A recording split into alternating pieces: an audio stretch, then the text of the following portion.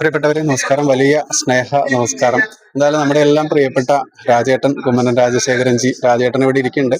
രാജേട്ടന്റെ ഒരു ചെറിയ പ്രതികരണത്തിലേക്ക് പോകാം നമുക്ക്. രാജേട്ടൻ നമസ്കാരം. ആ അവസാന ദിവസങ്ങളിലേക്ക് കടക്കുകയാണ് നമ്മുടെ കേരളത്തിന്റെ കുംഭമേള, മഹാമാഘ മഹോത്സവം. എങ്ങനെയാണ് രാജേട്ടൻ ഇത്രയും ദിവസങ്ങൾ കൂടി വിലയിരുത്തിക്കൊണ്ട് പറയുകയാണ്?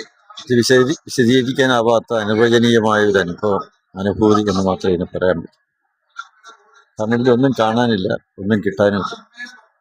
പക്ഷെ എന്തൊക്കെ ഇവിടെ ഉണ്ട്, എന്തൊക്കെ ആർജിക്കാൻ കഴിയുന്നുണ്ട് എന്ന ഒരു വിശ്വാസമാണ് ഇത്രയധികം ആളുകളെ ഈ കഷ്ടപ്പാടുകളെല്ലാം സഹിച്ചിവിടെ ഒന്നിച്ചു കൂടാനും അതുപോലെ തന്നെ ഓരോരോ ചടങ്ങുകളിൽ പങ്കെടുക്കാനും അവരെ പ്രേരിപ്പിക്കുന്നു.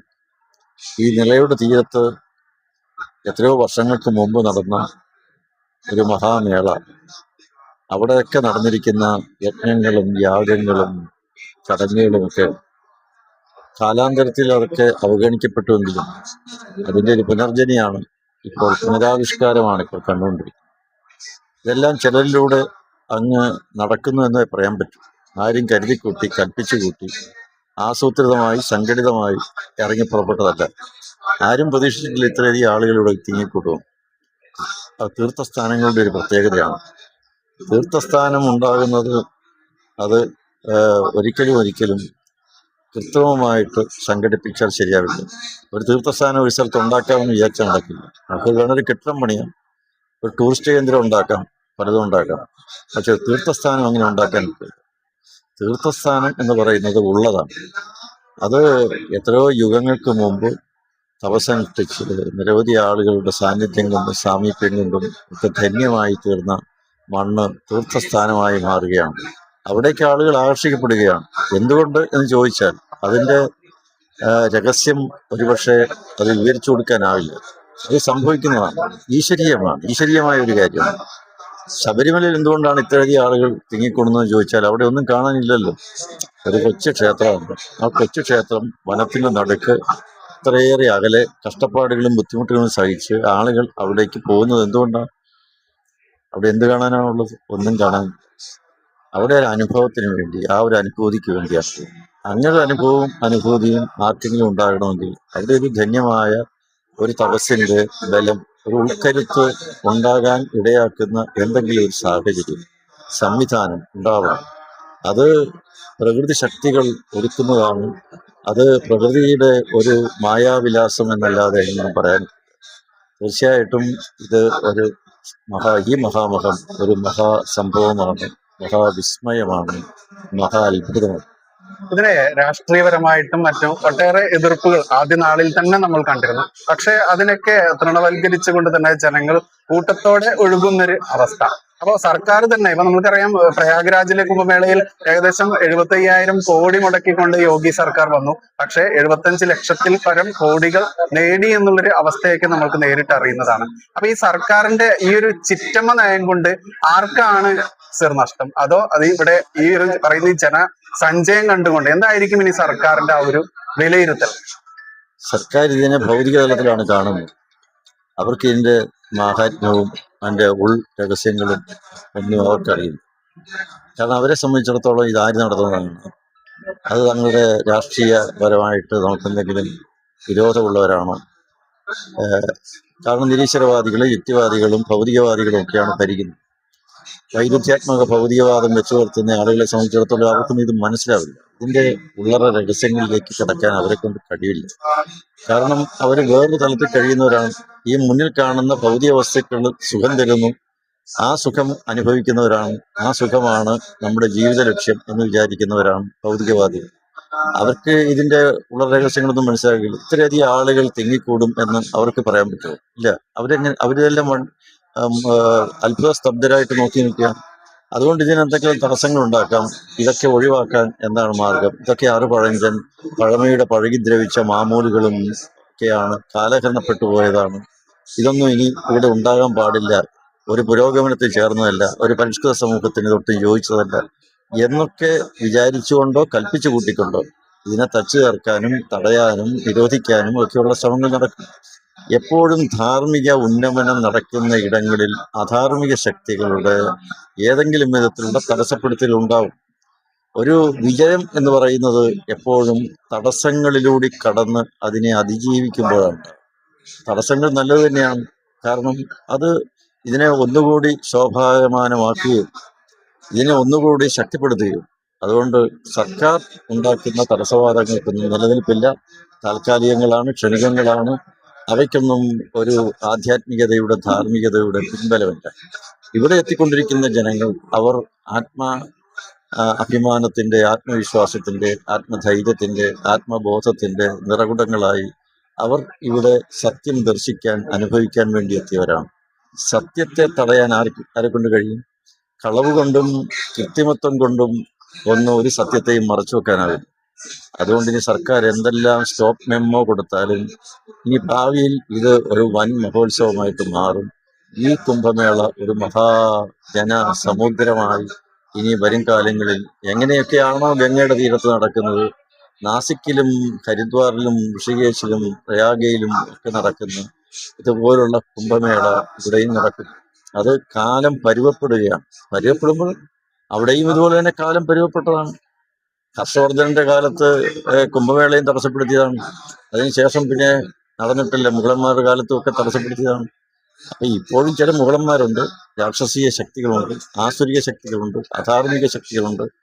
അവരുടെ എല്ലാം കുതന്ത്രങ്ങളും തടസ്സവാദങ്ങളും ഒക്കെ വാസ്തവത്തിൽ താൽക്കാലികങ്ങളാണ്. അതിനെ അതിജീവിക്കാനുള്ള ശക്തി ധാർമ്മിക ശക്തികൾക്കുണ്ട്. ആ ധർമ്മ ബോധത്തിന്റെ ഒരു വലിയ വിരാട രൂപമാണ് ഈ കാണുന്ന ഈ ജനസഞ്ചയവും അതുപോലെ തന്നെ ഈ കാണുന്ന മഹാമഹതി. ഇവിടെ നമുക്കറിയാം രാജേട്ട, ഇവിടെ മതേതരത്വം എന്ന് പറഞ്ഞുകൊണ്ട് 24 മണിക്കൂറും പുട്ടിന് പീരീഡ് പോലെ പറയാറുണ്ട്. പക്ഷെ ഇവിടുത്തെ ഒരു സെലക്റ്റീവ് മതേതരത്വം, അതിപ്പോ മാരമൺ കൺവെൻഷൻ ആണെങ്കിലും മറ്റ് ആണ്ടു നേർച്ചകളൊക്കെ ആണെങ്കിൽ അതിനോടൊന്നും കാണിക്കാത്ത ഒരു നയം ഹിന്ദുക്കളുടെ ആചാര അനുഷ്ഠാനങ്ങൾക്കെതിരെ കാണിക്കുമ്പോൾ ആ ഒരു ചിറ്റമ്മ നയത്തെ പറയുകയാണെങ്കിൽ എങ്ങനെയായിരിക്കും? ഇതൊക്കെ വളരെ വർഷങ്ങൾക്ക് മുമ്പ് നമ്മൾ കണ്ടതാണ്.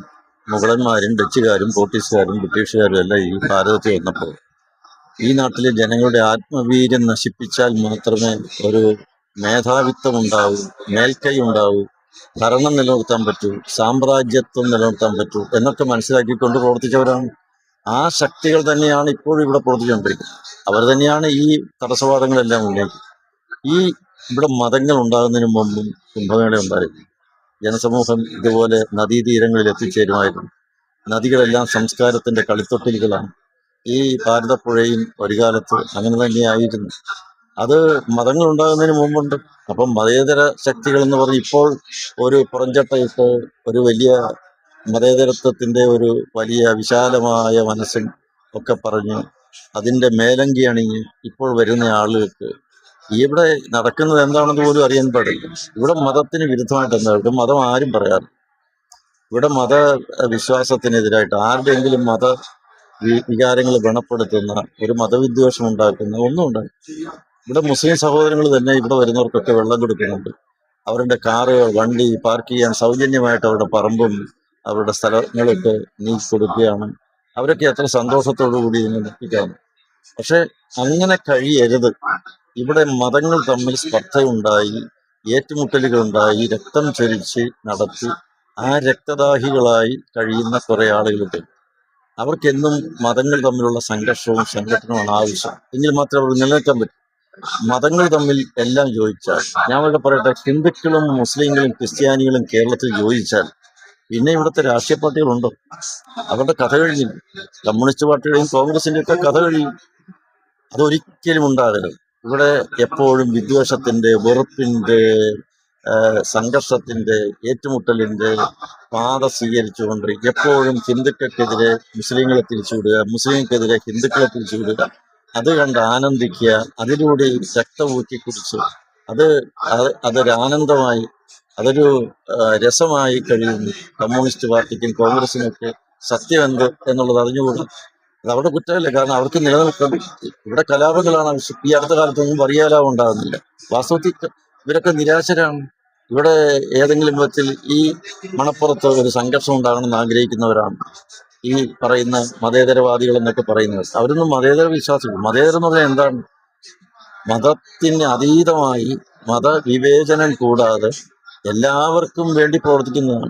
ഇവിടെ എന്താ മതേതരത്തിന് വിരുദ്ധമായിട്ട്, ആ ആശയത്തിന് വിരുദ്ധമായിട്ട് ഇവിടെ എന്താ ഉള്ളത്? മതേതര സിദ്ധാന്തം തന്നെ എപ്പോഴാണ് ഉണ്ടായി? അതിനു മുമ്പ് കുംഭമേളയുണ്ട്. അതിനു മുമ്പ് നദീതീരങ്ങളിൽ ജനസഞ്ചയം ഉണ്ടാകാറുണ്ട്. അവരൊക്കെ ഇവിടെ ഇതുപോലുള്ള ചടങ്ങുകളിൽ പങ്കെടുത്തിട്ടുള്ളവരാണ്. അതുകൊണ്ട് നമ്മുടെ സംസ്കാരം ധാർമ്മികതയുടെ, സൗഹാർദ്ദത്തിന്റെ, സ്നേഹത്തിന്റെ, സാഹോദര്യത്തിന്റെ, സഹിഷ്ണുതയുടെ, സഹജീവനത്തിന്റെ, സഹവർത്തിത്വത്തിൻ്റെതാണ്. അതുകൊണ്ട് ഈ തരത്തില് കുത്തിത്തിരിപ്പുണ്ടാക്കി മുതലെടുപ്പ് നടത്താൻ വേണ്ടി ശ്രമിക്കുന്നവർ തീർച്ചയായും നിരാശപ്പെടും. വാസ്തവത്തിൽ അകിടിൽ നിന്നും അവർക്ക് പാലല്ല, ചോരയാണ്. അവർ ചോര ആഗ്രഹിക്കുകയാണ്. ഒരു കൊതുക് എപ്പോഴും അകിടിൽ പാല് കുടിക്കാൻ വേണ്ടിയല്ല, ചോര തന്നെ കൊതുകിന് കൗതുകം എന്ന് പറയാറുണ്ട്. അവർക്കും ഇതൊക്കെ തന്നെയാണ് ആവശ്യം. അതുകൊണ്ട് ഇത് മാനവികതയുടെ, ജീവിത ധാർമ്മിക മൂല്യങ്ങളുടെ ഒരു ആശയാദർശത്തിന്റെ ഒരു വിരാട രൂപം, ഒരു പ്രാവർത്തിക പ്രവർത്തന ഒരു സംവിധാനത്തെയാണ് ഇവിടുത്തെ ജനങ്ങൾ കാണുന്നത്. അതുകൊണ്ട് എല്ലാവരിലും സ്നേഹവും സൗഹാർദ്ദവും പകർന്നുകൊണ്ട് ഒറ്റക്കെട്ടായിട്ട് അവരിവിടെ ഒരുമിച്ച് കൂടുകയാണ്. പരസ്പരം ആർക്കും അറിയില്ല, അവരെവിടുന്ന് വന്നു എന്നറിയില്ല, പക്ഷെ അവരൊന്നാണ്. അവർ പലരാണ്, അതോടൊപ്പം അതിൽ ഒരുമയുണ്ട്, സ്നേഹമുണ്ട്, സൗഹാർദ്ദമുണ്ട്, ഐക്യമുണ്ട്. എനിക്കിതിനെ എതിർക്കുന്ന ആളോട് പറയാനുള്ളത്, നിങ്ങൾ ദയവ് ചെയ്ത് ഇത്തരത്തിൽ ഒരു നിലപാട് സ്വീകരിക്കാതെ, ഇതിന് വിരുദ്ധമായ നിലപാട് സ്വീകരിച്ച് ഇവിടെ കുത്തിത്തിരിപ്പുണ്ടാക്കാതെ ഇതിനെ ശരിയായ രീതിയിൽ കാണാനും മനസ്സിലാക്കാനും ശ്രമിക്കണം. അല്ലെങ്കിൽ നിങ്ങൾ ഒറ്റപ്പെടും. കാരണം നിങ്ങൾ കാലത്തിന്റെ ചുവരെടുത്ത് മനസ്സിലാക്കാത്തവരാണ്. കാലത്തിന്റെ ഗതിക്ക് എതിരെ നീന്തുന്നവരാണ്. കാലം ഒരു പ്രത്യേകമായ രീതിയിൽ ഒഴുകിക്കൊണ്ടിരിക്കുകയാണ്. ആ ഒഴുക്ക് എന്ന് പറയുന്നത് അതിന് വിരുദ്ധമായി നിൽക്കാനല്ല, അതിനനുസരിച്ച് കാലത്തിന്റെ ആവശ്യങ്ങളും എല്ലാം ഉൾക്കൊണ്ടുകൊണ്ട് പ്രവർത്തിക്കാൻ സാധിക്കുന്ന, കാലാനുസൃതമായി പ്രവർത്തിക്കാൻ സാധിക്കുന്ന, അവസരത്തിന് തുയർന്ന് പ്രവർത്തിക്കാൻ സാധിക്കുന്ന ഒരു മനോഭാവം വളർത്തിയെടുക്കാൻ സാധിച്ചാൽ നിങ്ങൾക്കും അടുത്ത തലമുറയോട് സമാധാനം പറയാനുണ്ടാവും. ഓക്കെ, ശരി രാജേഷ. ഈ കുറഞ്ഞ സമയം കൊണ്ടാണെങ്കിലും മാന്യ പ്രേക്ഷകരോട് ഇത്രയും വിവരങ്ങൾ പങ്കുവച്ചു ഒരുപാട് നന്ദി. നമസ്കാരം.